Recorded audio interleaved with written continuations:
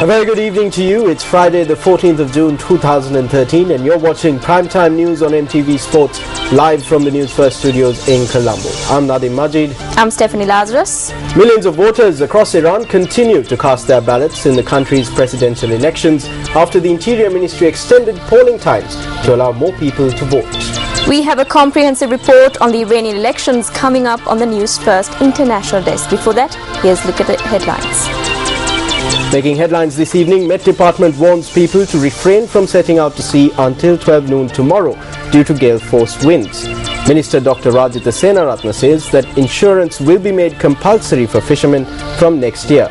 Also in local news, Army Commander Jagat Jayasuriya has been promoted to the rank of General, and Secretary to the President makes a proposal to improve productivity in the state sector. Now, stories in detail. President Mahinda Rajapaksa says that Sri Lanka is able to celebrate humanitarian days such as World Blood Donor Day with more pride than other nations. The President expressed these sentiment at an event held at Temple Trees today to mark World Blood Donor Day. Speaking at the event, the President said that among developing nations, Sri Lanka has the greatest blood donation campaign.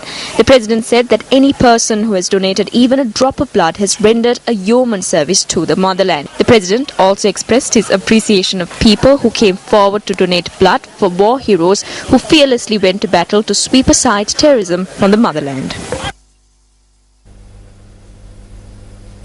On to other local news. News First caught up with a group of fishermen in Balapitia who were stranded at sea but managed to survive the gale force winds and heavy showers that battered the island over the weekend. Now these fishermen may have survived the storm, but they will now have to face a myriad of problems, including rebuilding their livelihoods. The boat capsized. There were 3 of us on the boat. One person was thrown overboard. The other held onto the boat while I was washed half a mile away from the boat. Around half an hour later, the boat drifted close to me. I held on to it. We held on to the boat for around an hour. The person next to me said that he was going to let go of the boat and that I can hold on to it if I wish. An hour and a half later, I let go of the boat and made it to Kosgoda. Fishermen from Beruvala and its surrounding areas were the worst affected by the storm that wreaked havoc in the island over the weekend. 25 fishermen from the area alone were killed in the storm while 5 others remained missing. When our correspondent in Beruvala visited the Beruvala Fisheries Harbour this morning, only a few fishermen were present. The fishermen lament that they cannot engage in their trade. Why are they helpless? They are afraid to engage in their livelihood. This morning too, the Met Department informed people to refrain from setting out to sea. These people do not have a way to survive. They don't have even rice or sambal to eat.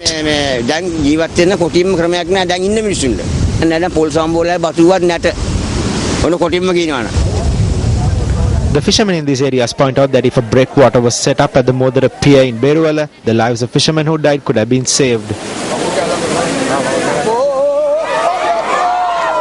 4 vessels arrived here. 1 vessel was completely destroyed at sea and a person was killed. We managed to rescue 2 people. Then another 3 vessels arrived from the other side. Those vessels were also destroyed. Only 2 vessels that were en route to Beruvala were rescued. The other vessels were destroyed at sea. There was loss of life. If we had a port here, we could have saved many lives. If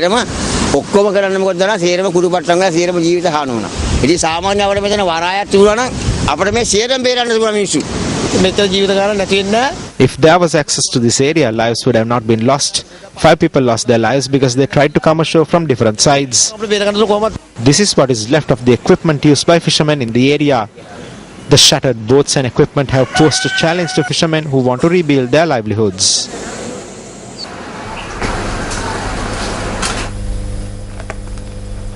Views have been expressed over the past few days regarding the failure of fishermen who met with this tragedy to wear life jackets. However, fishermen question the quality of the life jackets that have been provided to them. Authorities have pointed out that the loss of life from this tragedy would not have been as severe if fishermen had been wearing life jackets. However, some fishermen say that wearing these life jackets, which have a number of weaknesses, is akin to courting disaster. These get caught in the nets, and in the event of strong winds, we also get entangled with the net as a result. This jacket is not suitable for fishermen. It is good for the lagoon but not for the sea. This enables someone who is nearby to hear when a fisherman is overboard. When you hear the whistle, it means a vessel is in distress and you must go in search of the vessel. At night there is no visibility, so you have to keep floating and blowing on this whistle. All the clips have to be changed every 3 months, otherwise it breaks away the moment you fall into the water. There are about 30 to 40 of these jackets here. The clips on these break easily. This is the greatest difficulty. In Shillong, there is a small group that engages in fishing. If the fisheries trade is lost to this group, then they will have to die gulping down the air. Fishermen say they need life jackets of this standard. It would be good if the government were to provide life jackets of a certain standard under a relief program. We are not asking it for free. We are only asking for a concessionary price.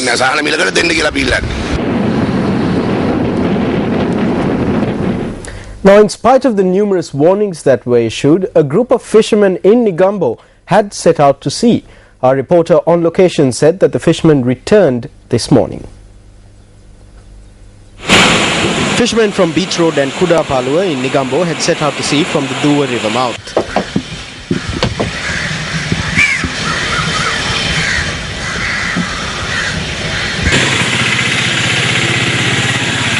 We went to the sea and arrived here, but couldn't catch many fish, and the sea is quite rough. Why did you go when you have been told not to? We didn't go that far. How are we to survive? We don't have any options. Meanwhile, satellite images obtained from the AccuWeather website indicate that strong winds will continue to sweep across the island from tonight until tomorrow afternoon. The report winds will be experienced along the coastal area from Putlam to Hambantota, Colombo, and the coastal area from Jaffna to Trincomalee. The AccuWeather website indicates that wind speeds could reach 60 to 70 kilometers per hour. Meteorologists have warned fishermen to refrain from setting out to sea until tomorrow afternoon. On the economic side, incidentally, the prices of fish have been rising in the marketplace. Fishmongers say that the price of fish has increased by 200 rupees per kilo on average. This footage was captured from the main fish markets in Negombo, Kandana and Wathala today. Fish is being sold at high prices at present. We cannot give it to consumers at such high prices. In truth, we cannot do our job because of the winds. There are no fish. The boats do not set out. Even today, only about 10 boats went out. We cannot give a good price for fish. There is a shortage. A kilo of yellowfin tuna is 750 rupees. Sear is 1,200 rupees. A kilo of trenched sardinella is 450 rupees. Gold strip sardinella used to be 50 to 60 rupees a kilo. The price of a kilo of fish has increased by between 200 and 300 rupees on average. Views were also expressed regarding the affected fishermen at a media briefing convened today by the Trade Union Alliance. අමාත්‍යංශයක් තව අමාත්‍යංශයකට ඒගොල්ලෝ වැරදි කියනවා. ඒ අමාත්‍යංශය අය අනිත් අමාත්‍යංශයට වැරදි කියනවා. ඒතර මේක ඊටාම පැහැදිලිව One ministry is saying that the other ministry is at fault. The ministries are blaming each other. It is clear that the government should be held responsible over this issue. The two ministries are not only pointing fingers at each other, but also attempting to point fingers at the fishermen. That is where the major issue lies. They are now saying that a compensation of 15,000 rupees will be given and the family will receive a sum of 100,000 as compensation. We see this group of people as those who were killed by the mistakes made by the government. මට හිතෙන්නේ මේ තත්ත්වය මේ මිනිස්සුන්ව මේ රජය තුලින් මේ රජයේ අත්හැරදීමෙන් මරා දමපු මිනිස්සු කොටසක් විදිහට තමයි අපි දකින්නේ. පවුලක් නඩත්තු කරන දීවර සහෝදරයෙක් මිය යනවා කියලා කියන්නේ ඒ පවුලම අනාථයි. The death of a fisherman would render his family helpless. The government has estimated to provide a sum of 100,000 rupees as compensation in order to save its skin. You can't even buy a coffin with 15,000 rupees. There is a major issue in the manner in which people who provide nutrition to the nation are being treated. පෝෂණය සපයන මිනිස්සුන්ට මේ රටේ පුරවැසියන්ට සලකන්නේ කියන කාරණා පිළිබඳ බරපතල ප්‍රශ්නයක් තියෙනවා. Well, in several nations across the world, insurance is a must for those engaging in dangerous professions. Taking a look back at one of our headline stories, speaking at a media briefing convened today, Minister of Fisheries and Aquatic Resources Development, Dr. Rajitha Senaratne, said that insurance would be made compulsory for fishermen from January next year. Before I came, steps had been taken to procure a satellite. This came not through the satellite but via VHF. 16.9 million euros had been allocated at the time for this. Today preparations have been made to procure this for 7 million euros. We will work to provide this to the fishermen, and we have also spoken with the central bank regarding providing transponders via the Divara Diriya loan scheme on an easy payment facility over 10 years. Insurance will be made compulsory from next January. No fishermen and no boats will be allowed to set out to sea without insurance. We will not provide the license if there is no insurance. The minister also spoke on relief to be provided for fishermen who were affected by the tragedy. The cabinet granted approval yesterday to provide 84 vessels and all equipment. Approval was also granted to provide half the cost of repairs for boats that were partially damaged. There are some boats which have damaged parts. We will pay 50% of the damages. We asked for 73.2 million rupees for this purpose. The cabinet granted approval for these funds yesterday.